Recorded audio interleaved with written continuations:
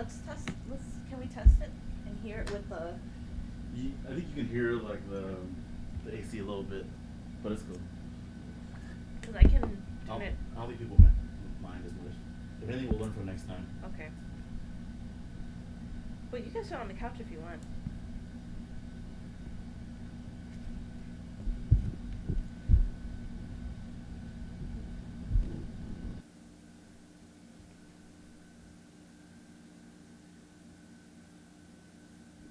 Yeah, you can hear it just I may have to go bit. at You can hear. 4:30, 4:45 ish. Oh yeah, you've been here for. All day. Yeah. Okay. You can hear it. It's fine.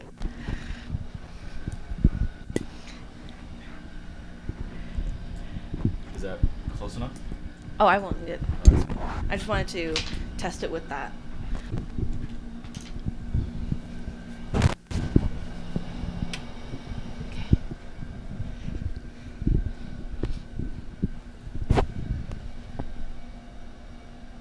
Oh, is it recording? Yeah, it's recording. All right, perfect.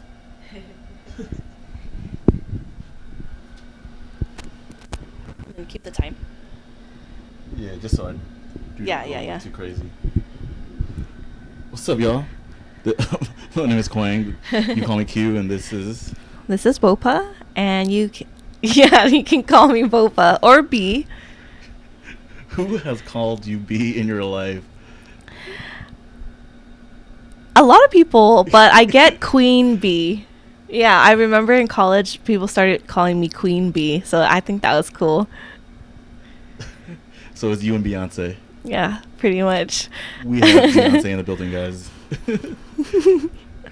All right.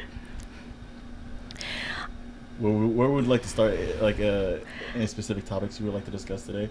Or we can start at one topic and just let our minds wander. Yeah, let's let our minds wander.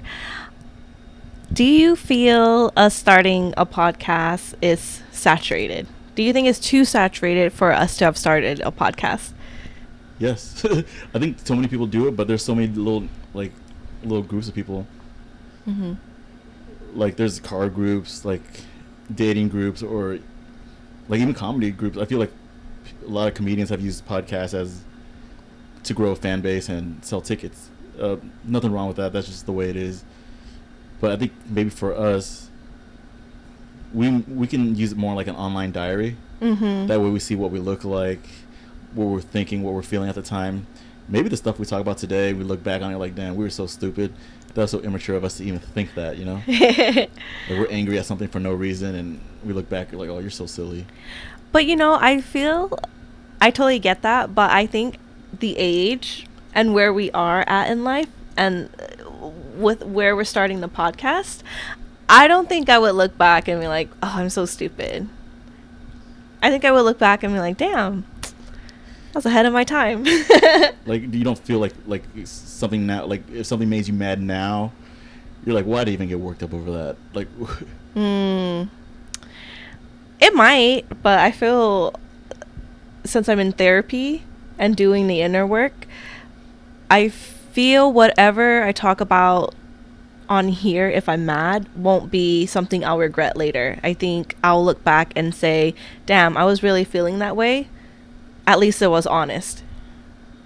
And I think that's what I strive for, to just be honest. Like sometimes I feel like I know what I feel, but I can't explain how I feel or why I feel it. Oh, in that moment? Yeah, like I just know that I'm angry, but sometimes you don't think of like why that makes you angry. And then let's say some random person pisses you off on the street, and you get worked up for the day, it ruins your day. You think about it all day and night, maybe for the week, but you're not even in that person's mind. Like someone just shoulder bumps you, and they don't have a care in the world, and ignorance is bliss in that moment.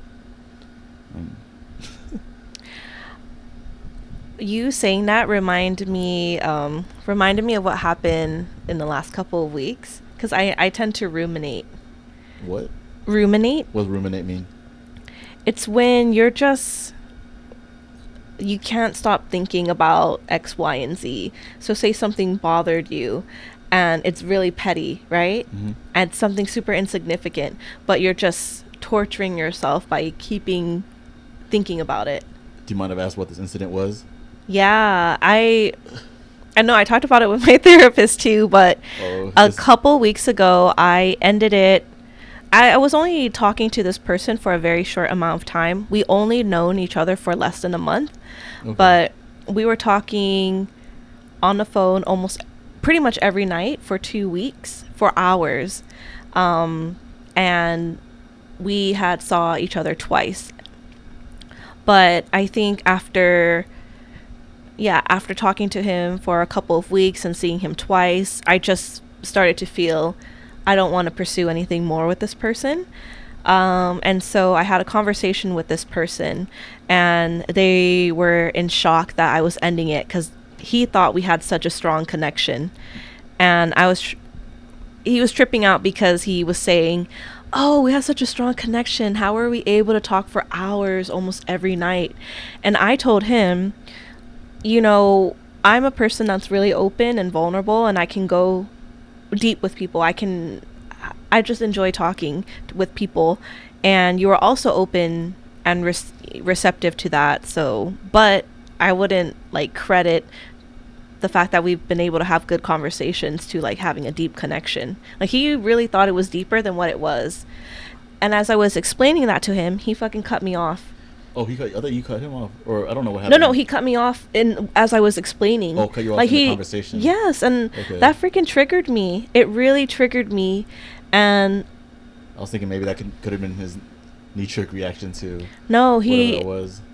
That triggered me, and even though this wasn't a person I knew for very long and wanted to cut it off with anyways, the fact that he just cut me off in that one conversation really triggered me for a good week. It kind of still bothers me now, but I was talking to my therapist about it, and we were able to...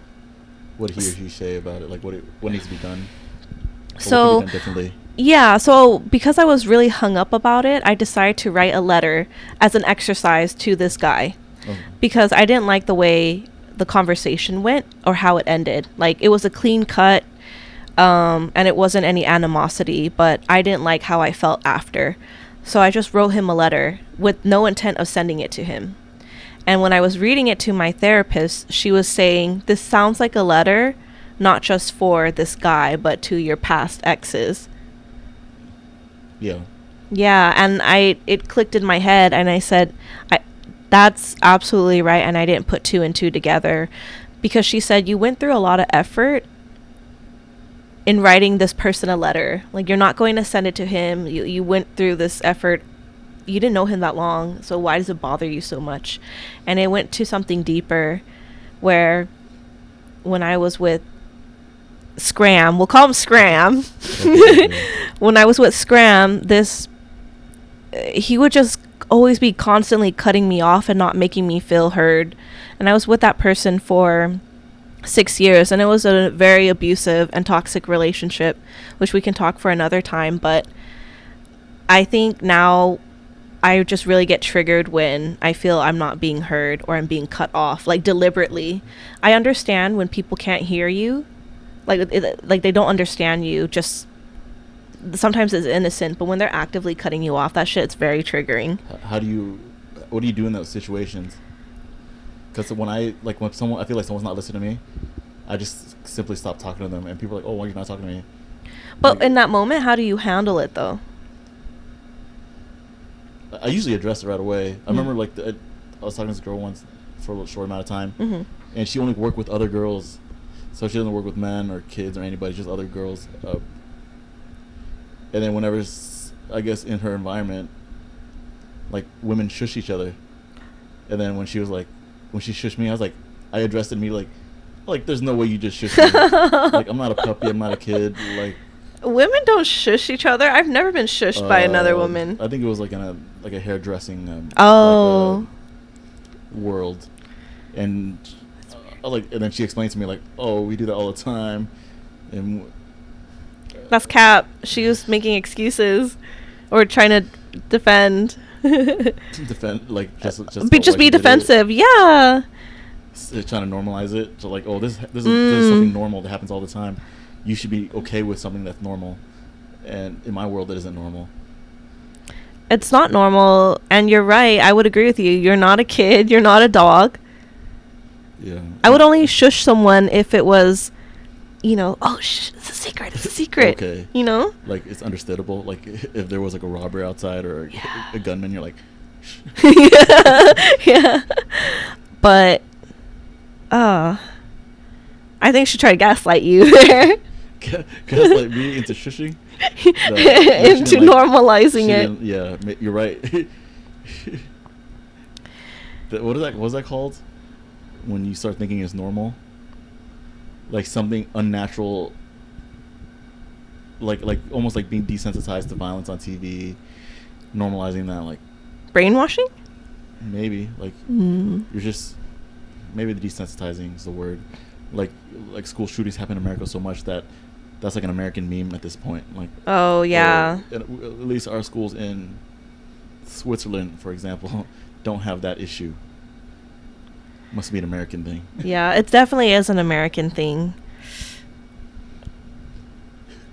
Yeah, I'm just thinking about how crazy it is for kids nowadays to have that actually be a fear. Mm-hmm. That's wild to me. I don't want to digress too much. Yeah. But just saying, if I'm angry, I'm sure if I was like dumb and angry, I would hurt you however I can, with or without a gun. But let's go back to the thing like about the shushing thing. Yeah. I feel like the moment we go off course, I'll take you way off course. Yeah, we'll ground this conversation. But I think at the end of the day, what that situation taught me was I really value being heard. I guess I've always known that to be something important to me, but it wasn't until someone did it to me again that really reinforced, you've been through this shit many times for many years with toxic partners, that to have it happen now is just unacceptable. And so yeah, it shook me in a moment, because I feel where I'm at in life, I've just cultivated a really healthy circle of friends and family that no one would ever cut me off because they just didn't want to hear me. I know that's the cutting off thing is only one thing, but let's say, like, when you ever date someone again in the future, when they date you, you're like, oh man, you carry a lot of like the weight of your past relationships, and also you gotta be aware that the other person you're dating is carrying the past of their relationship too, like the weight of whatever it may be. I would just hope that the next person I date is someone that's been doing their inner work.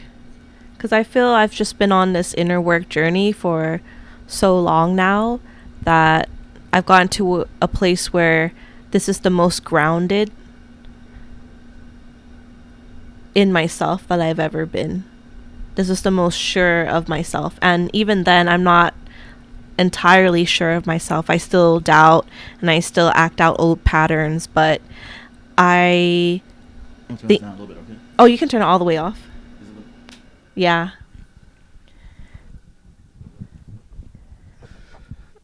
Yeah, I would want my future partner to be invested in having done their inner work, so that when shit hits the fan, that they're resourced and equipped to emotionally handle it.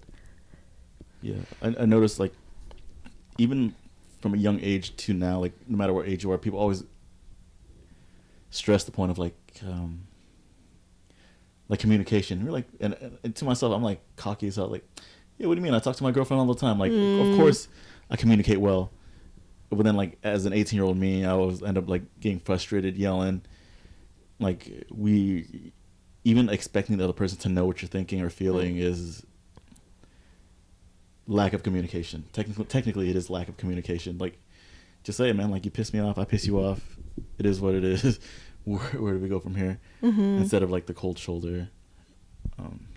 Oh yeah, cold shoulder and ignoring someone is so toxic. But I understand that when people do it, that's probably the best way they know how to handle that situation that they're in. And it's just like, and it's not their intent to hurt, but it's their intent to like Sometimes it's their intent to hurt. Oh, okay. I think so. I mean, I will say that I've definitely used silent treatment and walking away as a means to hurt someone because I'm hurt. You know, hurt people. Yeah. But it's also what I've learned from my parents, especially my mom.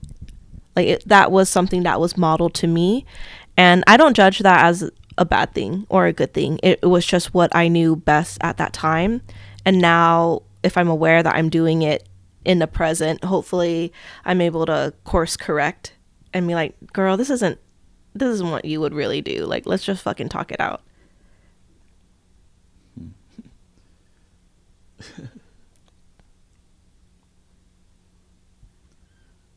Speechless. What makes you speechless? I don't know. I know we feel like we're good now. Like, what are we on the scale of like perfection of communication?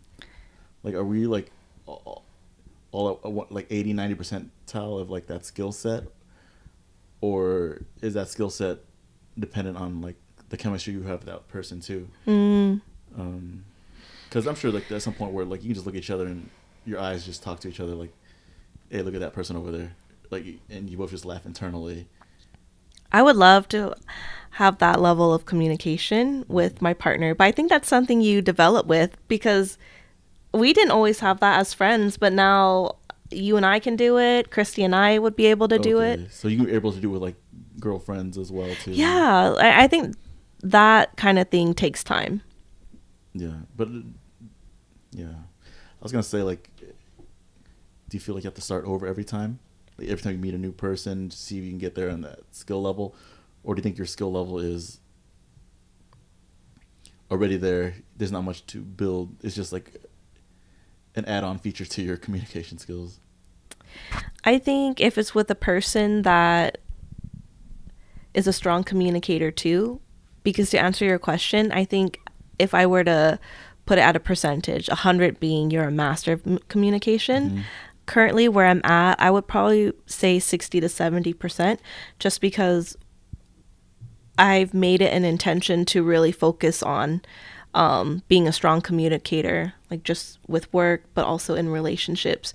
So if I were to meet someone that was at 60% capacity, or let's say they're trying their 100%, but they lack the skill level, so they're, in the grand scheme of life, they're only 50%. and I'm 60%. Did I say 60? I don't even know what I'm asking anymore. Well, I guess what I'm saying, we'll bring it back. I guess your question was, do I have to start over? And I would say yes and no. I don't have to start over with myself because I'm at the current level of communication just from years of experience. But in a way, I would still have to start it over with someone new, because it's just like I need to know where they're at and then understand how they communicate. But isn't that just with anyone new you meet? I think they also have to be on the same skill level as you. Because let's say you talk to someone who doesn't have that same skill level, like their inability to pick things up, or they may get frustrated. I think just by not understanding you can make them more frustrated and more impatient, maybe even resentful if it goes on for too long. Yeah, I agree with you too, because I've been in those kinds of situations where the other person. So the date just ended with him cutting you off? Like, how did he cut you off? No, it was a phone call. So for 2 weeks, we were talking for a little less than a month, but the first 2 weeks that we were talking was on the phone. Okay. For hours, and then the third week we cut it. We didn't really talk on the phone at all because I was really busy with work and I had to travel. But because of that, it actually gave me the space to slow down and to think. Do you still message each other during that time? Very little, because I had told him going into that week, hey, I'm going to communicate less, because it wasn't really typical for me to be talking on a phone to someone that long. I was just really caught up in excitement, and so was he, of getting to know someone. And that's why we talked for that streak of 2 weeks. But yeah, the third week we scaled back, and then immediately after I got back from my trip, I just called him and I said, I don't think I want to move forward with you. And he was kind of getting a hint on the weekend.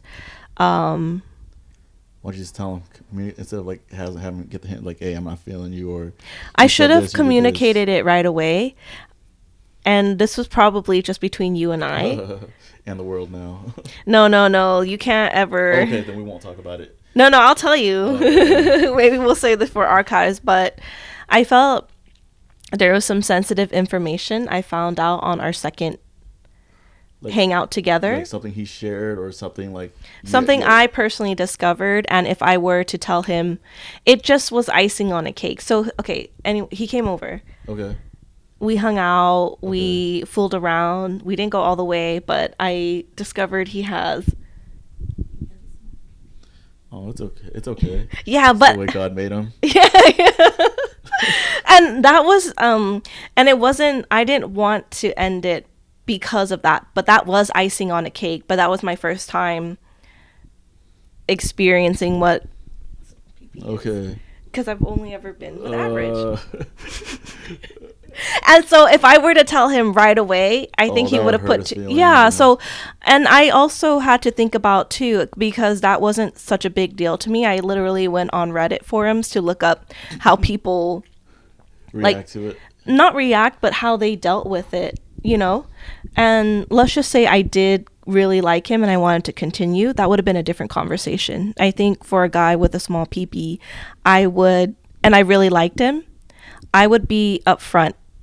Can we role play how that conversation would go? All right, let me try my best. Let's do this. Let's improv. Yeah. Hey, so I have something difficult that I want to talk to you about. Is this something I can actively change? No.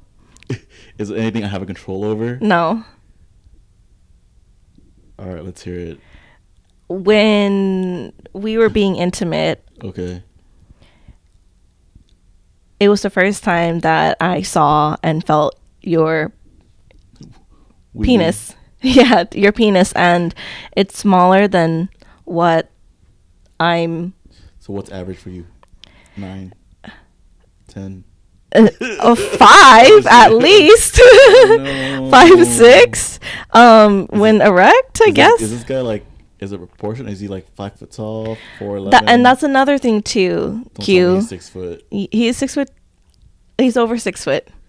Is he a shower or a grower? He's a grower. It wasn't growing, even though it was. And at first, I thought it was something, like maybe he was nervous. But even on our first date, and this is why I should have listened to your. Oh yeah. If you're just getting back into the dating scene and you've also been celibate and you connect with someone that you at least have some emotional connection with, or emotional attraction, I mean, this is still rub one out before a first date. PSA, rub one out before the date, because you want to go in there as clear-headed as possible. Because if I did that, there were things that I would have picked up on during our first date that I could have ended it the very next day, instead of having to talk for another week on the phone and then invite him over and then have those confirmation. But it also sucked because at that same time I found out about his manhood. What would have to change for that relationship to work?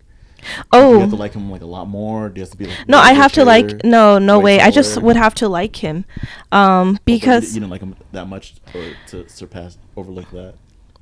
No, the small peen was not an issue at all, because like I said, I was looking up Reddit forums to see how women deal with their partners having small peens. Toys do exist. Yeah, toys exist. It's just you need to have that conversation, which is why we were role playing. But I would just straight out say, you're smaller than what I've experienced, and I don't think that's a bad thing, and I don't think it's a good thing, but it's new to me, and sexual pleasure is important to me, and intimacy, and I want to let you know where I'm at, that right now it's not a problem for me. Like, I don't mind your size, but I would like to explore ways in which we can heighten both our pleasures. I wonder if it's one of those things where you can just ignore. You can't be like... For what? To protect the guy's feelings? Like, if I know it's a very sensitive thing, but you say, I wonder if you can say it differently. Like, hey. Oh yeah, I could definitely word it differently. Like, how's your head game? Like, just. Oh, you mean bring it up that way? Like, how's your head game? Are you good with your hands? Just like be vague about it, but like ease into the conversation instead of like. Oh. Hey man, you ain't blessed. I've been messing with ballers and you ain't blessed. That's even more cruel. I feel like I've been messing with ballers. What guy wants to hear that right before your PB is small? But no guys wants to hear like, hey, you're not what I'm used to, but in a negative way. Okay, I agree. Maybe I can. Well, what would it be better if I said? Obviously, this part won't be, and maybe we can clip up, but I would hate for him to ever come across it, and he would. So we won't share this. So the physical side ain't cutting it, but you can say like, let's hope the spiritual and emotional side makes up for it. Okay, see, you saying all that it just reinforces to me that there were these are things that I picked up on very early. Like, we didn't even have to talk for 2 weeks if I had just listened to my intuition, because I chose not to see a picture of him because I really just wanted to get to know a person for their potential personality, right? This is almost like real life Love is Blind. It is. And that's why, and that's something that I was playing up a lot in my head. It really did feel like Love is Blind, and I was giving a little bit too much weight into our conversation. And here's what I mean. Because to me too, I thought we were able to talk for hours. This is a stranger.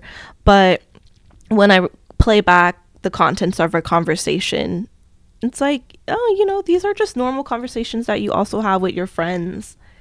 Like, to him, he's like, man, we're going so deep. And even I thought, honey. Give me an example of like a deep question, because a deep question.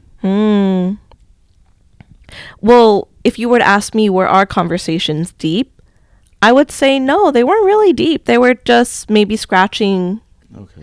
Yeah, but to him, I should have asked him, like, what was an example? Because that's what he used to cut me off. He's like, no. He's like, I know you say that you're a person who can talk to anyone. It really felt condescending when he said that.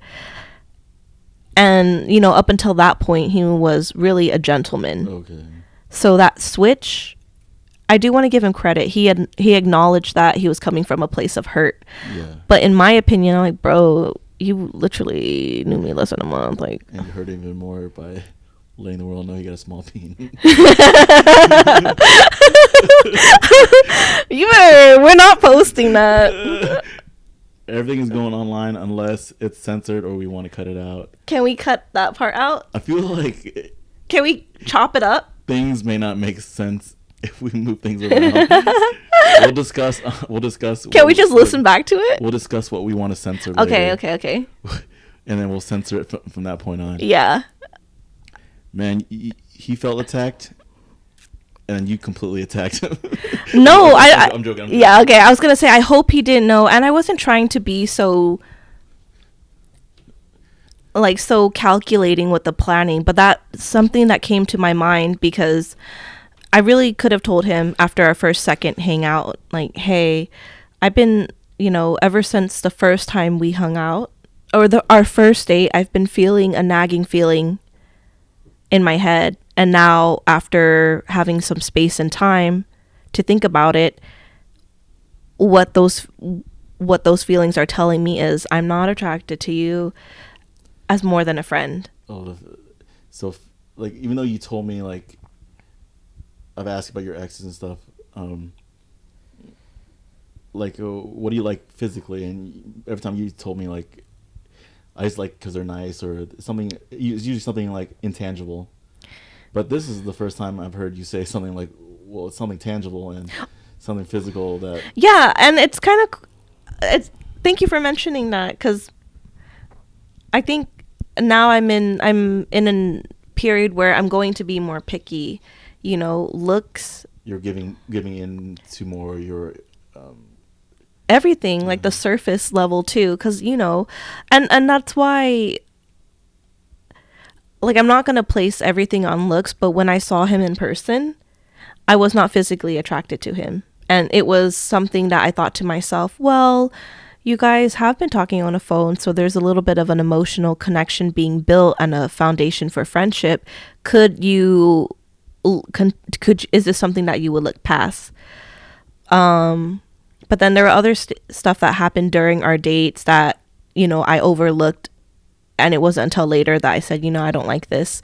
An example was it's just our first date, right? And just because we've been talking on the phone for a week doesn't make us close. like He started putting his hands around me. Oh, okay. And, I didn't really know how to react, so I was kind of just going with it. But if I were to be honest, it did make me feel uncomfortable. Why don't you just call it out that moment? You're like, hey, Because man. I wasn't sure. I thought, oh, do I like this? He's being sweet. Or, Okay. And we've been talking on the phone for a week, for hours up until this point. So it's almost as if I felt, I know this person. This person isn't trying to harm me. But looking back, it's no, just because we've been talking on the phone for a week, I don't know you, you don't know me, and I personally don't want the guy touching me on a first date, even if it was someone I was really attracted to, because it makes me feel like you can't keep your hands to yourself for a little bit, like not even a second or third date, Or, like you're testing boundaries. Do you think he was an experienced dater? Like he dates a lot? No, I don't think he was experienced. He's not very experienced, and that's when another thing that I should have considered, because I felt, Bobo, you can't be with another inexperienced guy. Yeah. Inexperienced in one part of life. Exactly. But like, because I heard somewhere like, even married couples, they see a lot of red flags in each other. They choose to get married even though they see red flags. But like, it makes you think like, what red flags are you okay with in your life, and red flags that is like a definite no. What are your non-negotiables, where it's an absolute deal breaker if they're like this or if they do this? If they're straight up mean, not in control of their emotions, like even if, like, let's say I make you mad, I hope you have the ability to like take a breath and like take a step back and like, all right, let's talk later, or let's talk now, like, hey man, that really made me feel this way. um I used to like explosive personalities, but explosive personalities are fun, but they're also explosive. That's like the biggest downside. Same thing with me too. Like I feel like a lot of like I've talked to people and it might be very stable, but also very vanilla. No highs, no lows, just there. But with me, I think there are fun times and there are low times. Mm-hmm. Yeah, I wish you could handle like I mean, anyone can handle the good times. You, me, whoever. Good times are good, but it's how you handle yourself in like a time of stress. Like I asked you earlier, like if a plane crashed or something, would you be able to save lives? Would you scream? Like what would you do? Like would you make a situation better, make the situation worse? Like if you're on the plane and the plane's crashing, you're screaming, you're in the way, like you're actually more detrimental to survival of the everyone on that plane. Mm-hmm. And I'd rather just try to be as, I know you got to find balance between like being logical and very emotional. So sometimes I'm like logical first and emotional later, and just try to save lives now and be scared later. That's how I think of like a disaster, like plane crash. Yeah. I think from experience, I would probably have a moment where I do freak out, but if a person is telling me to calm down, I think I would listen. But if there's no one to tell me to calm down, I'm curious if I would be the type to step up and be calm, just so that I can help that other person be grounded as well. And I say this because when I went to Hawaii, I was When'd you go to Hawaii? I went to Hawaii a few years ago. It was after the pandemic was starting to settle down. It was for Christy's birthday, but me, Irvin, and another person went with us. And Old friend? old friend. Or shawarma? Or someone else? Okay. The ex. Okay, The my bad. recent ex. We were kayaking, and I think when we were starting to turn around, we had went a little too far out, and at that time the tides and the winds were stronger. It carried you out. Yeah, it carried us out, and that was my first time, one, really in nature like that. Two, I honestly had no gauge of the ocean, so I really thought we were being carried out really Okay. far. And every time we were trying to kayak the way back to where we were supposed to go, it felt like we were just being pushed out further. And it was very scary for me, and I was with my ex at the Yeah. time. And I was freaking out. Does he know how to swim? I don't know how to swim. He's a fine swimmer. Okay. And that's also because I don't know how to swim. This is ocean water. It's not pool water. That's the thing I forget too. Like a bachelor party like 10 plus years ago, I was on a tandem kayak with another guy, and I completely spaced that he didn't know how to swim. And I was just joking around. I flipped the kayak, and I flipped the kayak on purpose because, like, haha, it's hilarious. and I forgot that, like, the look on his face, like, he saw death. He saw death. And it's the first and only time I've ever seen him mad in my life. He's like a kind-hearted, like, gentle giant too.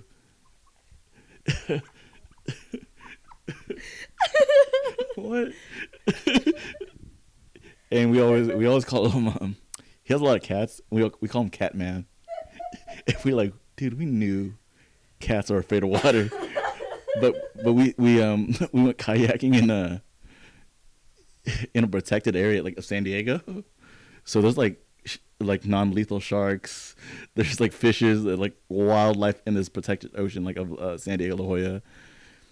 So people can't fish there. So all the wildlife is there, and that I forgot the idea of a shark can scare a person. Like I think it was like a lion shark or a tiger shark, a non-lethal to human. Was it swimming towards you guys? Oh, it's just like okay. it's just. They're just there. They're just there with us. Like I guess technically you can kick it if you stick your foot out. Was he wearing a life jacket? We were all wearing life vests, Okay, but thank God. he relied on that life vest so much. But I always whenever I do stuff like that, I always make sure like, oh, they got their phones. Make sure it doesn't fall. Like GoPro doesn't go to the bottom of the ocean. That's good. But yeah, like I forget. I have certain fears in life, but those are not my fears. Swimming in the ocean is not my fear. Like if I fell off the kayak, I can just get back on. I can swim against riptides, fight or go with it, or find a way back in. Like it's not an issue. But I can see how your fear, being out there not knowing how to swim and Bro, it's not even like a hurricane. It's just plain old it's just waves. Beautiful Hawaiian waters and death on a sunny day. yeah, on a beautiful sunny day, because we went to one of those sandbars where, depending on the tide. Oh, you can stand and stuff? Yes, and the whole time we were there, I could stand. Okay, and when we were getting into the kayak, this was before the freaking whole. It takes a lot of core strength to get on a kayak. Okay, thank you for saying that. And I obviously, at that time, I've been working at home. I just wasn't in the peak physical shape. And so this was a preface to what happened, as I was telling you, when we were trying to come back. So that should have been foreshadowing. Because I was on a kayak. We were about to head back. And then Christy yells, "Oh, I see sea turtles." And my ex, he like freaking was trying to get up, but when he heard sea turtles, he abandoned the kayak, and it ended up flipping me over. Oh, you guys on tandem kayak? Yeah, and Okay. So I got flipped over, right? Were you able to stand with a life vest? Here's the thing. Oh, okay. Yeah, as I was trying to get up, at first when we flipped over, my feet still felt the sand, but it was like a matter of seconds that all of a sudden I said, where's the fucking sand? So we had in those few seconds had drifted into deeper waters. And it was my first time ever experiencing that. And I had to get up in the kayak with core strength. And I couldn't. I was really struggling. And and the guy with a boat like had to come around. He's like, "Do you guys need help?" No way. Yeah, and my ex was so embarrassed because he had gone back on a kayak after I flipped over. Oh, yeah. I think it's easy. It's easier for the person to hop on second, like whoever is healthier, hop on second. He should have pushed you up on the first one, but it's cool. I know it was done, but and then after that we had to kayak back to where we needed to go, but we had went too far out, so it was just like one thing after another. But it made me truly respect Mother Nature. But that's what I mean by, to me, I really thought it was a life or death situation. I thought it was about to be a castaway Oh my goodness. situation when we just kept going further and further out, and there was no, I didn't feel like we were making any progress going back. And I freaked out a little. I remember being like, "Oh my God, this is not working. Like, I want to go home. Why did you make us go this far?" Because he didn't listen to me. I said, "We don't have to go that far." Does he have like a good upper body strength to carry both your weight on a kayak? Or I don't think so, but he was in that moment when I freaked out for about 30 seconds. He said he was calm, a little bit panicked, but he said, "Don't freak out. This is not going to help us. Let's just focus on, coordinating our strokes." yeah, our strokes."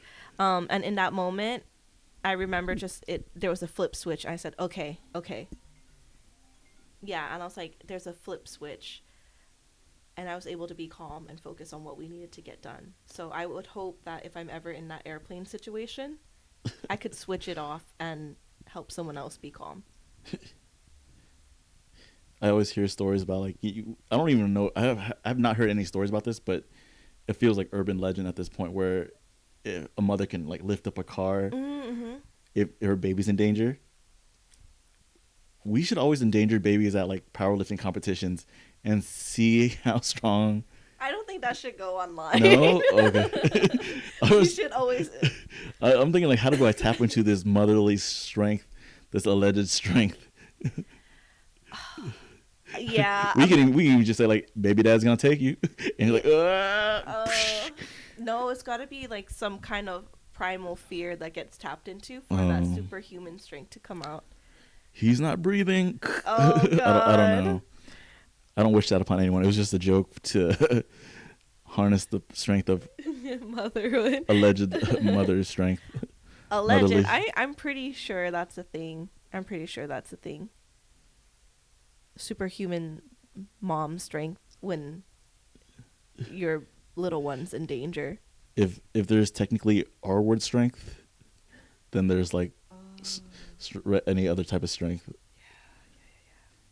Yeah. People always talk about like when people in sports, like, "Oh, I know it looks slow, but in the game I'm fast. I got game speed." That might be a situation too. Like, I'm in this disaster. I got disaster strength. Man, it's one of those situations where you really, that saying, I think where you're like training, like you don't fall on. Yeah, you don't fall on like your instincts. You fall on your training. Like you fall back on it. I don't have any training, so I don't. If there was a zombie apocalypse, we had this conversation. I would off myself. I would not try to survive. No, I'd say next lifetime. I'm ready for the next lifetime, please. I don't want to keep coming back to Earth. I saw that for a zombie movie. It might have been a comedy zombie movie, but like one guy just put makeup on himself and blended in with the zombies, and the zombies thought he was one of them. In Walking Dead, though, weren't one of the strategies for getting around zombies where you have to put on the guts and smell like them? Or I've never seen that show. I only know they have a very beautiful Korean man on there, right? Is it Steven Yeun or someone else? I think it's Steven Yeun. I hope I'm pronouncing his last name correctly. I hope he's a fair representation to all Koreans out there because he's beautiful. Is he the exception or is he the rule? to Korean beauty? Don't ask me. I personally think he's very, very attractive, but if I were to think about mainstream Korean beauty, I would think of other actors that I watch from K drama. But I think he's also a beautiful man. Yeah, I know. I say go to wherever in the world your beauty fits their beauty standards. If you're extra big, go to a place where they like big people. You're extra small, go where they like small people. You dark, you light, go wherever they like you. Did you know in astrology, definitely fact check me, but in astrology, depending on your birth chart, like the placements of your birth chart, there are certain geographical regions where you will align, you will thrive. I mean, like depending on your birth chart, you will be more attractive and more successful in certain places. So if you can find someone that can read your birth chart, you can use that kind of information to help guide where you want to live. So I kind of want to do that. I would like to know if So you just get this. Where do you get this information? TikTok. No, like where do you acquire more information about it? Like birth chart, where you want to live. I think you can find some people who do astrology and are able to read birth charts. I don't know what those people. I don't know if there's a term for it, but some people can read the stars like that. I like in Indian culture. In matchmaking, they do resort to, I don't know if it's an astrologist or like a shaman or something. I should research it because I don't want to get canceled. But there are spiritual people that can read your birth chart and tell you like your karma and all that good stuff. Okay. Yeah, like hand readers. Same thing. All right. Unfortunately, I have to go soon. But thank you for tuning in, listening to us talk for the first time in public. We've had many conversations in the past in private, but some of these conversations are too good not to share with the world. Any last words for today? No, I just want to say that was really good how you ended it. And also, I appreciate you for how you started. I think you are a really amazing person. And I'm honored to do this podcast with you. And thank you for bringing it together. Really, he put in all the work. He brought in the equipment. He brings in. Okay, I know you have to go, but Q is one of my very close friends. And thank you. I'm so thankful for our friendship. And it's going to be super cool to share it with the world. I think everyone will benefit from having a Q in their life.